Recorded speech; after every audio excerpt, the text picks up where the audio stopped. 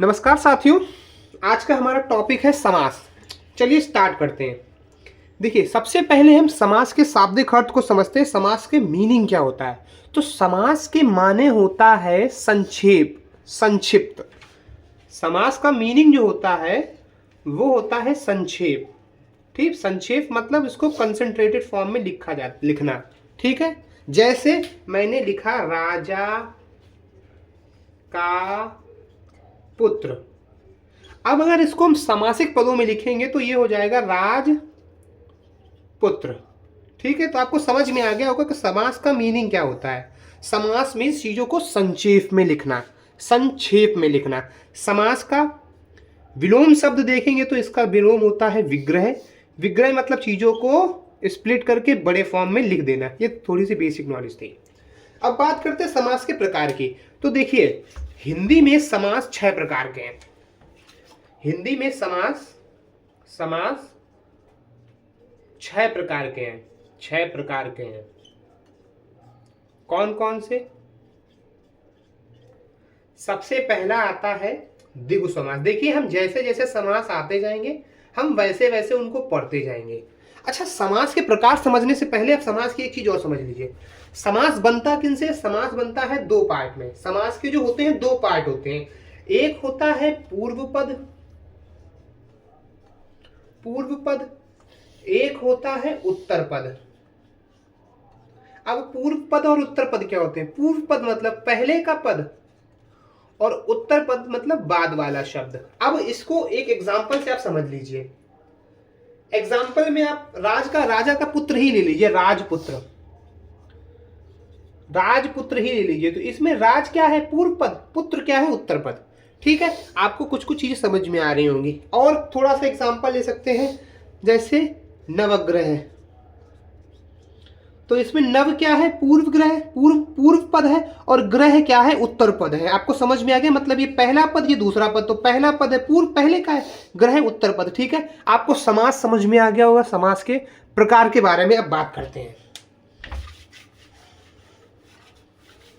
देखिए, समास के 6 प्रकार मैंने आपको बता दिए हैं। सबसे पहला प्रकार है उसका द्विगु समास। अब द्विगु समास देखिए, द्विगु समास वह समास होता है जिसका पूर्व पद संख्यावाची होता है। जिसका पूर्व पद संख्यावाची होता है। ठीक है, पूर्व मतलब पहला पद। इस जहां जहां पर मैं पहला लिखूं या पूर्व, इसको मैं लिखे देता हूं। पूर्व पद संख्यावाची, देखिए यही परिभाषा है इसकी। ठीक है, और पूरा पद, जो पूरा पद लिखा जाएगा वो एक समूह का बोध कराएगा। पूरा पद जो है, पूरा पद मतलब पूरा शब्द जो होगा, पूरा शब्द जो है वो एक समूह का बोध कराएगा। शब्द समूह का बोध कराएगा, समूह का बोध कराएगा। एग्जाम्पल देखिए, आप एग्जाम्पल से इसको अच्छे से समझ जाएंगे। इतना याद रखिए, द्विगु समास है तो पहला पद कैसा होगा? संख्यावाची। संख्या मतलब काउंटिंग, नंबर्स होंगे। एग्जाम्पल समझिए, जैसे तिरंगा। अब मैंने आपको बताया है पूर्व पद और उत्तर पद। तो तिरंगा में जो 3 है, ये तिरंगा जो बना है 3 से बना, 3 रंग वाला, 3 रंग वाला। अब आप समझ रहे होंगे इसमें पूर्व पद क्या है? संख्यावाची। कुछ कुछ समझ में आया होगा। जैसे पंचवटी। पंचवटी में पंच क्या है? 5 वटों वाला। 5 वट मतलब 5 वृक्षों वाला, या 5 वृक्षों का समूह। आपको कुछ कुछ चीजें समझ में आ रही होंगी। सप्तऋषि, उसके बाद चौराहा, तिराहा, है ना। इन शब्दों से आप बहुत अच्छे से भली भांति परिचित होंगे। इसमें आपको कोई समस्या नहीं आ रही होगी। त्रिनेत्र। अब देखिए, जैसे त्रिनेत्र है, त्रिनेत्र हम शंकर भगवान को भी बोलते हैं, शिव भगवान को। अब यहां पर आपको उस पे जाना पड़ेगा। किस पे? प्रेफरेंस पे। अभी मैं आपको ये चीजें समझा दूंगा। जैसे त्रिनेत्र है, त्रिनेत्र आपको बहुब्री में भी मिलेगा। क्यों? क्योंकि वहां पर ईश्वरत्व और विशिष्टता की बात होती है ना। तो वो आपको मैं समझा दूंगा, लेकिन वो आगे के टॉपिक्स में समझाऊंगा, कोई प्रॉब्लम नहीं है। आप पहले ये समझिए कि द्विगु समास में आपको संख्यावाची पद समझ में आ गया। द्विगु समास मतलब पूर्व पद संख्यावाची। अब बात करते हैं दूसरे समास जो कि है द्वंद्व समास। द्वंद्व समास, ठीक। देखिए, द्वंद्व समास कौन सा समास होता है? ये वह समास होता है जिसमें दोनों पद प्रधान होते हैं, जिसमें दोनों पद प्रधान होते हैं, ठीक है, जिसमें दोनों पद, दोनों, आप देखिए इन्हीं चीजों को याद रखिए, पूरी परिभाषा के चक्कर में मत पड़िएगा। दोनों पद प्रधान, प्रधान मतलब दोनों की अपनी अपनी विशिष्टता होती, प्रधान होते हैं। अब कैसे प्रधान होते हैं वो देखिए। और जो दोनों पद प्रधान है तो वो किसी न किसी शब्दों से जुड़े होंगे। अब देखिए, आपको मैं समझाता हूं। जैसे एग्जाम्पल के तौर पर आप ले लीजिए पति पत्नी, पति पत्नी। अब देखिए, ये शब्द आपको पहली चीज डैश से मिलेगा, डैश से मिलेगा। दूसरा, इसमें और, इसके बाद तथा, एवं, इस प्रकार के शब्दों का लोप होता है, मतलब ये इन्हीं में छुपे हुए हैं। पति और पत्नी होता है ना। आप इन चीजों को समझ रहे होंगे थोड़ा थोड़ा, ठीक है। आप देख सकते हैं पति पत्नी, पति और पत्नी दोनों पद प्रधान है, दोनों पदों की अपनी अपनी एक विशिष्टता है। और इसमें पद छुपे कौन कौन से हैं? और देखो, पति और पत्नी होता है, या पति या पत्नी भी हो जाएगा, कुछ भी कर लीजिए आप, अथवा, है ना। इस प्रकार, एवं, इस प्रकार के वर्डों का लोप होता है, आपको समझ में आएगा। जैसे राधा, राधा कृष्ण। उसके बाद हम ले लेते सीता, सीता राम, माता पिता।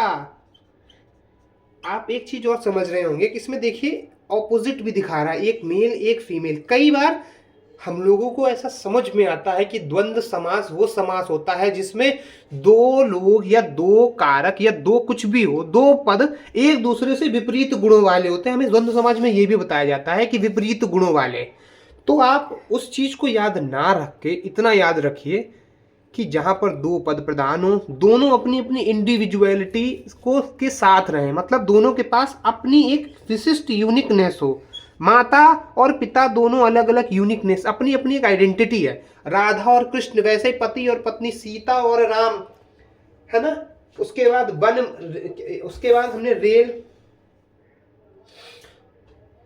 उसके बाद भाई बहन, पाप पुण्य, है ना, पाप पुण्य, पुण्य, भाई बहन, भाई बहन।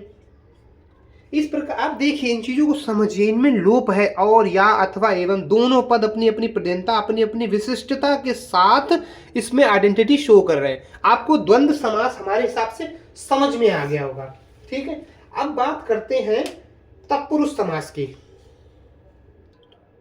बात करते हैं तीसरे समास, तत्पुरुष समास।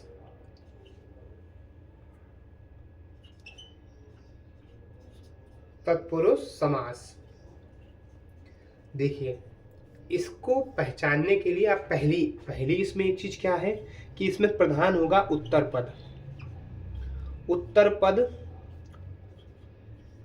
प्रधान होगा, पहली चीज। उसके बाद इसमें दूसरा होता है कारक चिन्ह। कारक चिन्ह, देखिए, जिनको कारक नहीं पता है, कारक चिन्ह के बारे में नहीं पता है, वो इससे पीछे की वीडियो जाकर देख सकते हैं। आपको तत्पुरुष समास के विषय में, अगर आपको तत्पुरुष समास के क्वेश्चन करने हो तो आपको ये दो चीजें पता होनी चाहिए। उत्तर पद नहीं पता है, अभी मैंने शुरुआत में बताया, कारक नहीं पता है, जिससे पहले की वीडियो आप देखिए, ठीक है। कारक चिन्ह का लोप होता है, कैसे होता है वो समझिए। एक मैंने एग्जाम्पल अभी आपको शुरुआत में बताया था, राजपुत्र, ठीक। राजपुत्र का मैंने समास जब विग्रह किया था, उसको हमने विग्रह किया था तो क्या लिखा था? राजा का पुत्र। अब जो जो जानते हैं, जिन्होंने कारक देखा है, वो जानते होंगे कि ये का कब लगता था, ये संबंध कारक में लगता था, संबंध कारक था। याद आ गया होगा कुछ कुछ।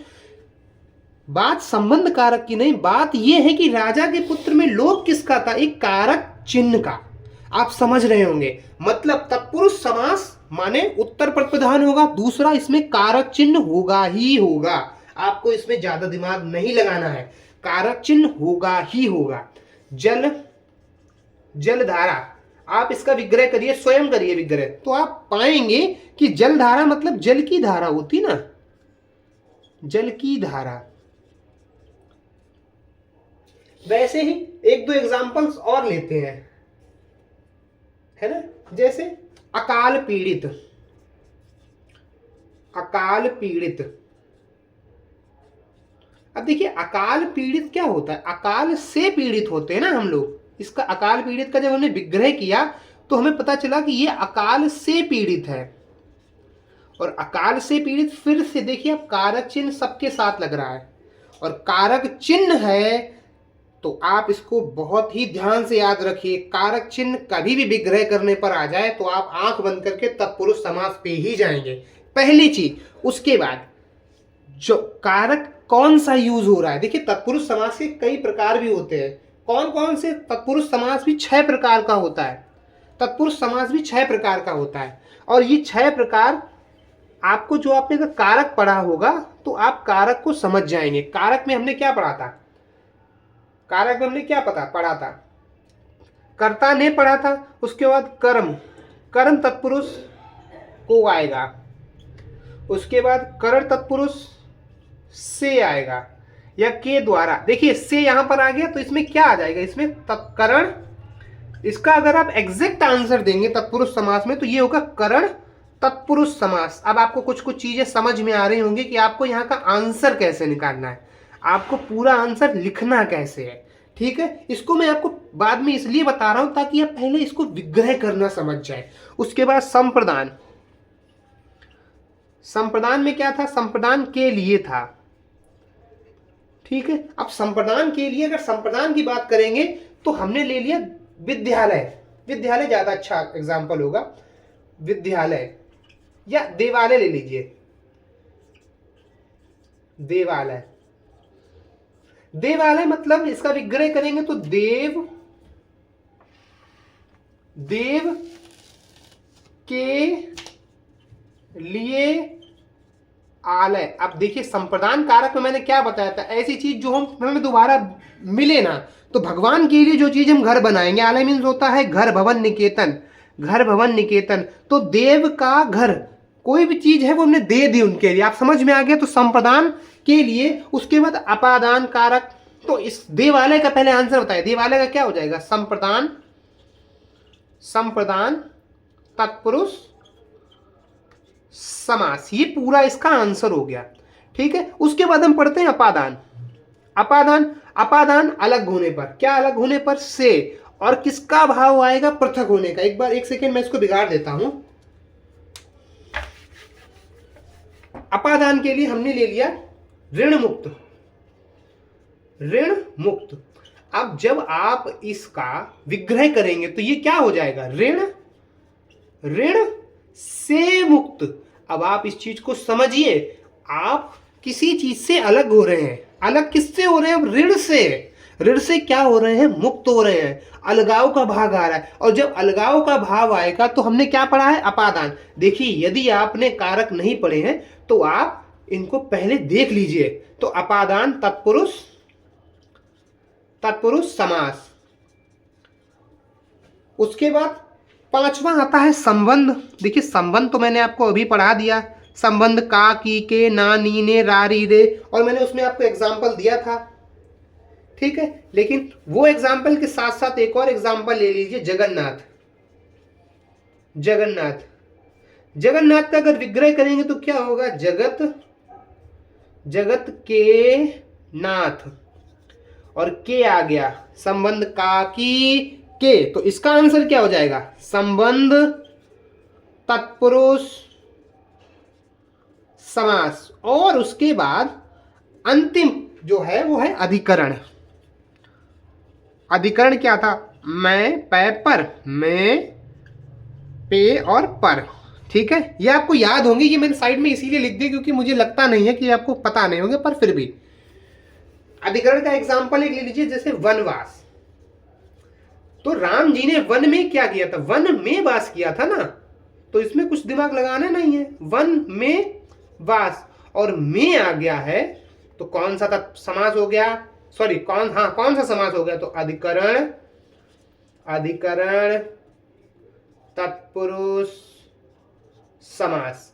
मेरे हिसाब से आपको तत्पुरुष समास समझ में आ गया होगा कि इसमें क्या क्या है। पहली चीज, उत्तर पद प्रधान होगा। दूसरा, कारक चिन्ह होगा। कौन कौन से कारक यूज होंगे? 6 कारक। या फिर तत्पुरुष समास के कितने प्रकार होते हैं? 6 प्रकार होते हैं। कौन कौन से? कर्म कारक, करण कारक, संप्रदान कारक, अपादान कारक, संबंध कारक और अधिकरण कारक। देखिए, कारक हमने 8 प्रकार के पढ़े थे। इसमें कर्ता ने मतलब कर्ता कारक और लास्ट वाला संबोधन कारक यूज नहीं हुए हैं, तो आप याद रखिएगा। तत्पुरुष समास मेरे हिसाब से आज आपको समझ में आ गया होगा। इसके बाद हम पढ़ते हैं इसका अगला पार्ट। आज के लिए मेरे हिसाब से आपको 3 समास मैंने कंप्लीट करा दिए हैं। इसके अतिरिक्त जो 3 पार्ट बचे हैं वो हैं बहुब्रीहि समास, कर्मधारय समास और अंत में आता है अव्ययी भाव समास। ये 3 समास मैं आपको अगली वीडियो में करा दूंगा। तब तक के लिए धन्यवाद।